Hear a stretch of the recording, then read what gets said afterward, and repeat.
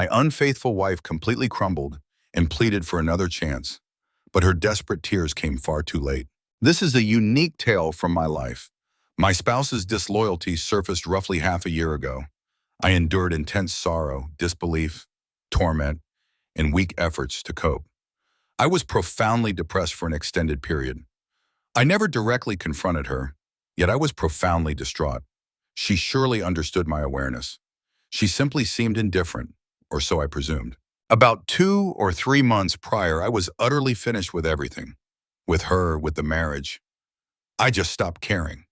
I completely disengaged from the partnership and began planning separation and my future path. I kept my distance from my wife whenever feasible. I tried to stay out of our residence when she was home. I would not engage in conversation. When she asked me a question, I would only reply with yes, no, maybe, or I don't know. I even left the legal separation invoices visible.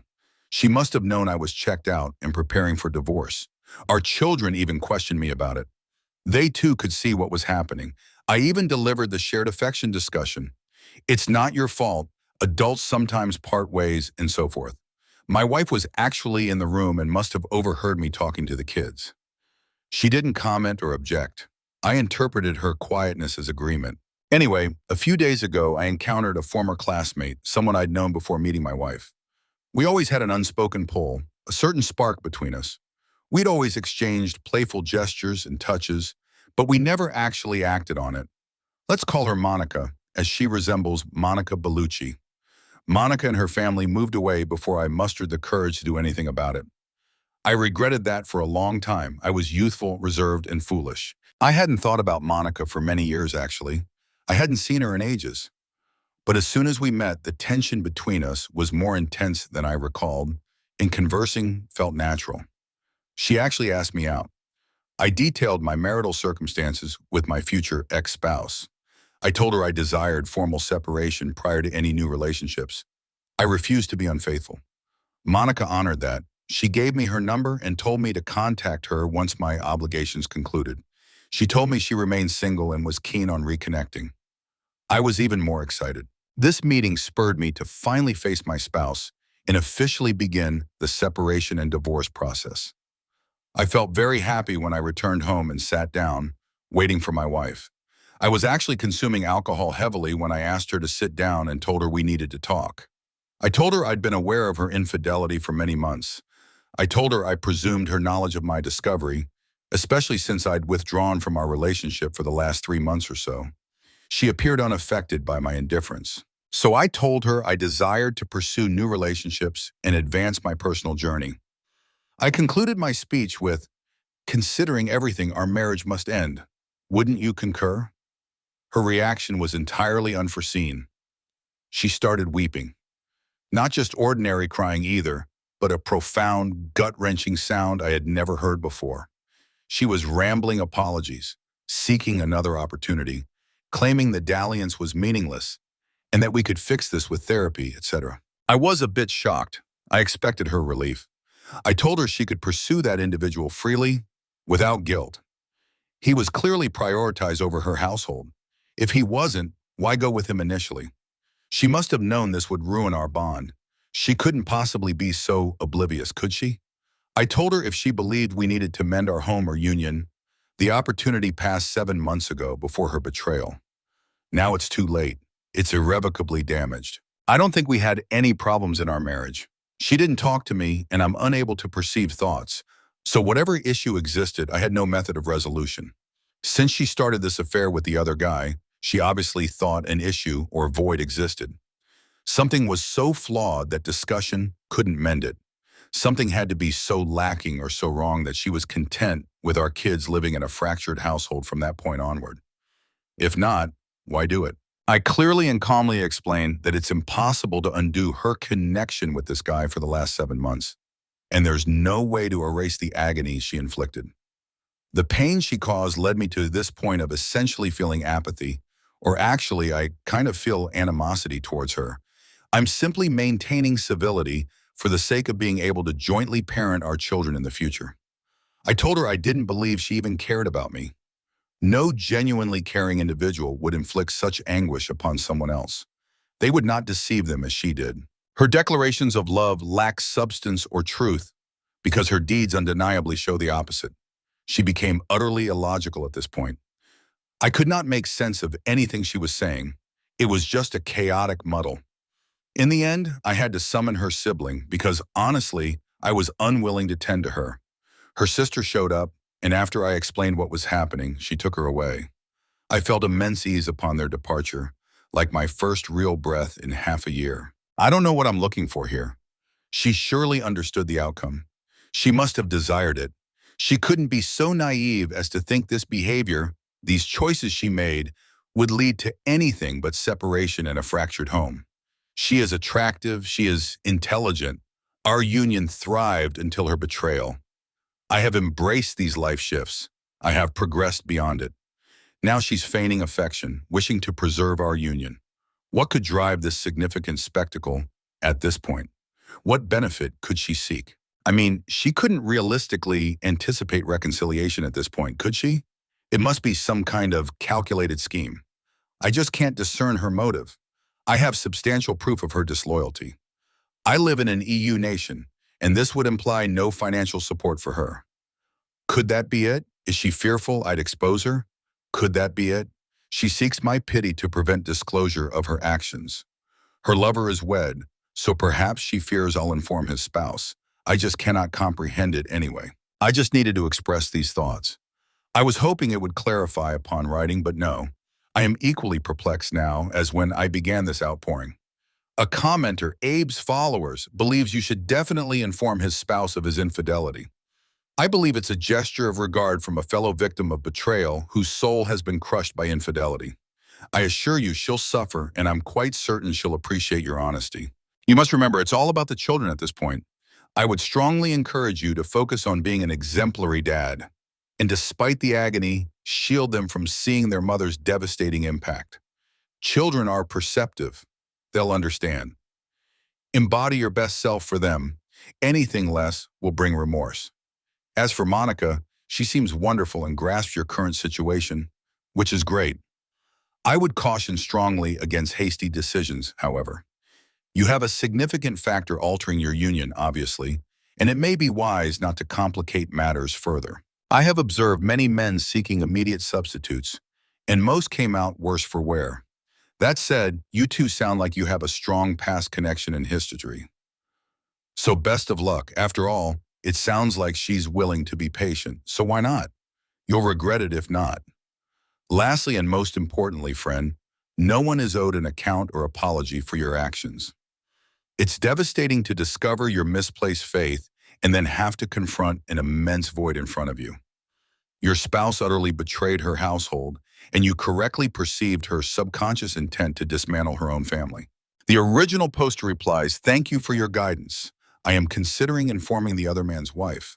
Also thankful for child-rearing counsel. That's already a high priority. This will be difficult for them, so I will provide unwavering support whenever they need me." Update. My unfaithful future ex-spouse utterly confounds me. So first of all, gratitude to all. It's been profoundly impactful in many ways. I haven't had a chance to reply individually, but I've absorbed all messages.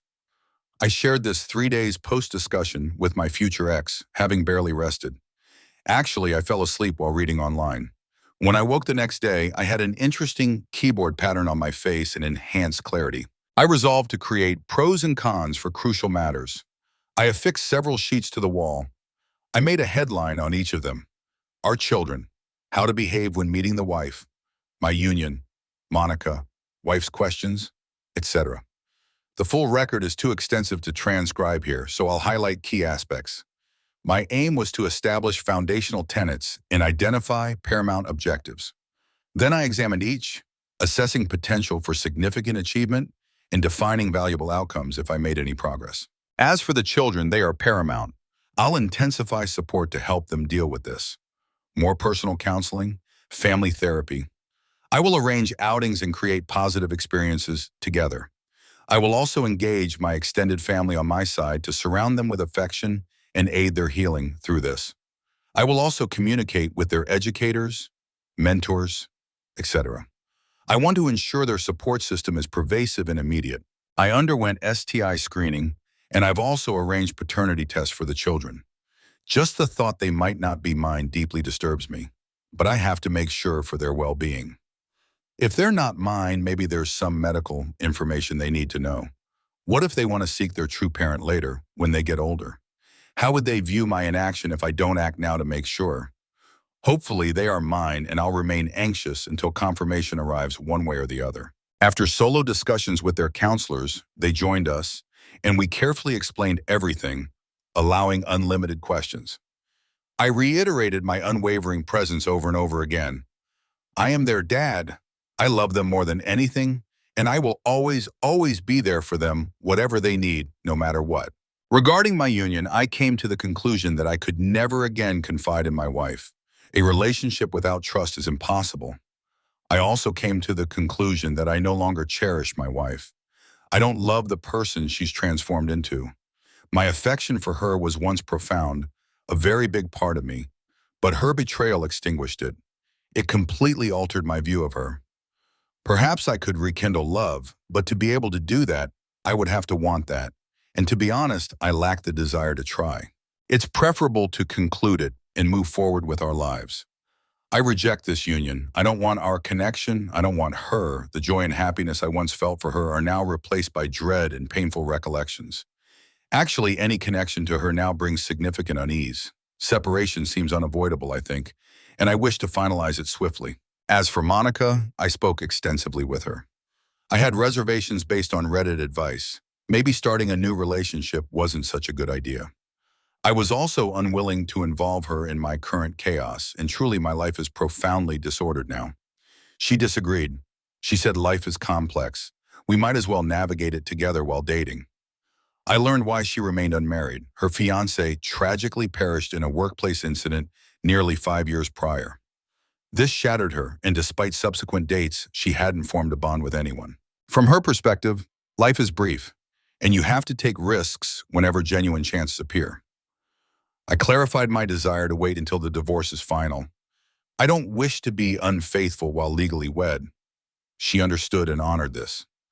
I also discussed public perception if we suddenly appeared as a couple out in the open for everyone to see. It would be easy to label her a homewrecker, which I want to avoid. She consented and will delay any public steps post-divorce. I feel a powerful pull towards Monica. Our conversations verge on emotional infidelity in my mind, so I'll cease contact until my legal separation is complete. We decided I'd sort my life out and then reach out when prepared to determine our next steps. When it came to planning the meeting with my wife, I outlined personal conduct guidelines. I aimed to embody my former self during our discussion, the man I used to be before all this. I resolved to remain composed. I would make every effort not to be cruel. I would keep in mind that the sole purpose of this conversation was moving forward with our life. The purpose was to be able to co-parent as good as possible for our children. Nevertheless, I drafted questions to comprehend her reasons for the affair and her future intentions. I wouldn't be dishonest. I was not going to offer false hope that there was a chance to reconcile just to get pre-divorce benefits. I have decided to act as equitably as possible. I will divide all assets with her equally. We will have 50-50 custody. Even though she has acted terribly towards me, I won't emulate her. I will act so I can defend my actions today, tomorrow, and 20 years from now. I detest her actions against me, us, and our kids, yet cherish memories of our good times we had together while it lasted. And I love our shared children that we created and raised together. I'll strive to recall her positively moving forward, not her betrayal. I cannot harbor resentment indefinitely, so at some point, eventual forgiveness is needed for my progress. Until the point she cheated, I believe we had a strong marriage. We shared intimacy daily. We spent significant time together. We rarely quarreled. We made willing sacrifices for each other. I was actually very open with her up until I discovered her infidelity. I believe she was open with me as well, but her conduct now proves otherwise. So, Saturday arrived and I went to see her. Her sibling had cautioned me about her poor state. Her sister was correct. My future ex-spouse appeared dreadful. Bloodshot eyes, puffy face, disheveled hair. She seemed physically diminished, as if collapsing inward. I suspect she'd barely slept or eaten much this week. We all sat down and my wife trembled almost uncontrollably. I felt remarkably composed. I acknowledged her distress, but not as a loving husband would. I empathized with her suffering as one would for a character in a gripping film. I can't quite articulate the sensation, really. I affirmed that I probably don't love her anymore. I just sat there and waited for her to compose herself enough to speak. She attempted to speak repeatedly, but dissolved into tears. Observing her, it was evident this wasn't feigned. I'd witnessed her tears often, but never such intensity. I guess people can feign tears, but I question anyone faking a week of incessant weeping, soul-crushing sobs, and enormous snot bubbles. When she finally spoke, it was a torrent. Apologies flowed constantly. Surprisingly, she didn't offer excuses or blame me. Her sister also wept and would occasionally scold her. It also emerged her sister had foreseen this outcome. Apparently, her sister's fiancé left her a year ago due to infidelity, which I hadn't known. This seemed to trigger a crisis in my wife, leading her to contemplate cheating frequently. Ultimately, it appeared she acted due to infatuation, an irresistible attraction to the man, and couldn't help herself. She never expected discovery or harm, or that anyone would get hurt. It was pure self-interest.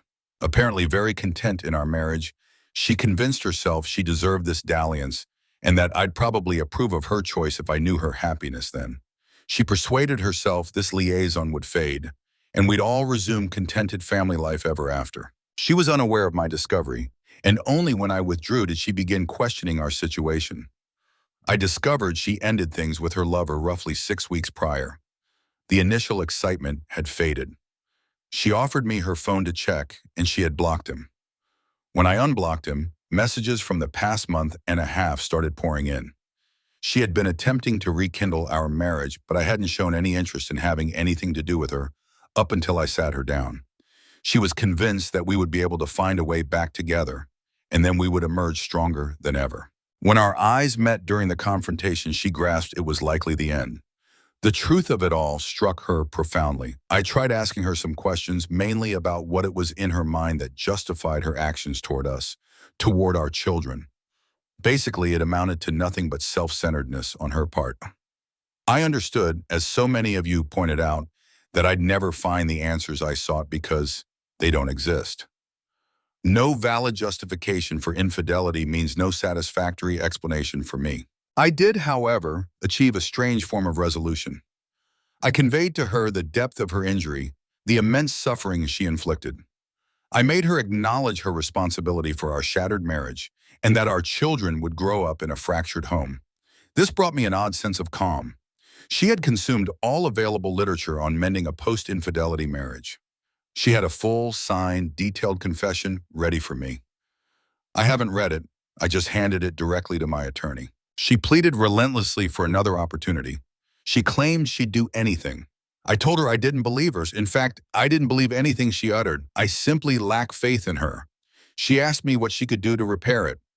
I stated she caused the damage. If she didn't know how, why expect me to provide a remedy? I asked what her response would be if our roles were reversed, if anything. Such questions continued back and forth for some time. Eventually, she admitted that if positions were switched, she likely wouldn't forgive this either. I informed her of my STI test and plans for child paternity tests. She completely collapsed into tears for roughly 20 minutes upon hearing this. She maintained this was her sole infidelity or transgression. Again, after some back and forth, she conceded I had no cause to trust her, and she'd likely act similarly in my position. I inquired if the other man's wife knew. She didn't know. She conceded that the woman deserved to be informed. I asked if she would tell her or if I should. She asked me if I would consider reconciliation or counseling if she confessed. I told her no, but I said it might earn her a sliver of my regard. She pledged to inform the other wife and everyone else. She would go to HR as well and confess everything. Again, I told her I didn't truly believe her. She vowed never to be with another and that she would never give up on pursuing our reunion, even if it took the rest of her life. I didn't believe her, but I remained silent. The conversation was becoming repetitive at this point. She proposed a unilateral open marriage, full access to her communications, constant availability. I explained my connection with Monica and my choice to wait, not wishing to be unfaithful. I don't want to be in an open relationship. It would harm Monica if we did that, and I don't want to hurt other people like she hurt me. I also refuse to be her warden. Constant surveillance and suspicion don't foster a healthy relationship, nor am I interested in intimacy without profound connection. Physical release alone holds no worth for me. If I need mechanical release, I can manage that myself. A partner isn't required for that. By this point, everyone was drained. Our discussion had lasted over 5 hours, and my wife had wept almost constantly, from bad to utterly horrifying. We wouldn't progress further on this. It was over. I told her very clearly that my affection for her was gone. I no longer recognized the person she'd become. Our family had perished due to her actions, and that I would proceed with divorce. I told her her actions were irreversible. The sole way to prevent this outcome was to avoid the affair 7 months prior. I didn't want our union restored. I didn't want her back.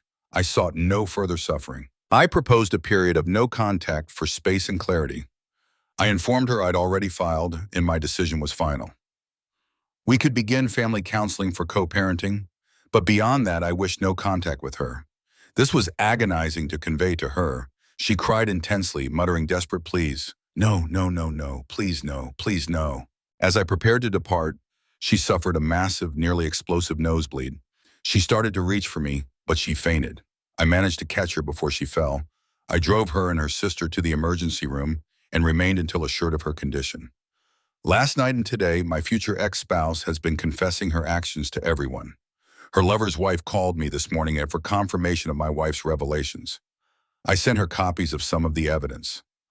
I just learned she expelled her husband. She wants to meet and review further evidence. She'd been suspecting for ages but lacked concrete proof. I suggested we sit down for dinner tomorrow. She needed to talk and asked for a phone call. I said I wasn't sure I could handle that right now. I told her maybe later. I confess I feel terrible. Sleep eludes me. My determination wavers. I know I must remain firm, but it's incredibly difficult. Why do I feel such guilt? Why do I feel obligated to mend this? We might deceive ourselves temporarily, but it's unlikely to succeed long-term. Some of her friends and family have called me, berating me. They think I should give her a second chance. But in my mind, I am thinking, why prolong the agony? Better to end it to begin healing and building new lives. So that's the story. No grand spectacle, no vengeance, no closure, no tranquility, no joyful conclusion, just increased suffering for everyone. My thoughts are grim now. Truthfully, I'm unsure what to do. Thomas J. Gatto offers a final thought. I've always viewed marriage as a vessel, which you both constructed, adorning it to be magnificent. Your future ex-wife shattered it, and now attempts to reassemble the fragments. Some parts are lost forever. Even if she tries to show a reconstructed vase, it will be full of fissures, and touching it will always cause pain. She might spend her life mending it, but I suggest you build a new one with someone else. By the way, I experienced a midlife crisis due to my sister's infidelity and frequently contemplated cheating.